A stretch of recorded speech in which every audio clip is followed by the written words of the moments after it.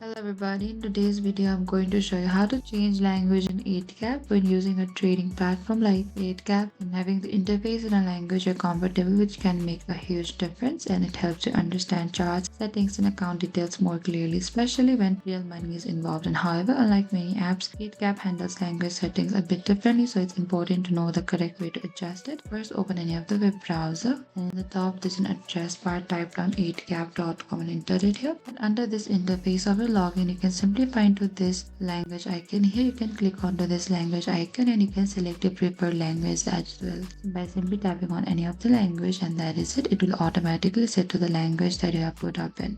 And changing the language in 8cap is simple. Once you know where to look, whether to use a now built-in language selector on the website and adjust it inside the account setting, and you have multiple ways to make the platform more comfortable for you.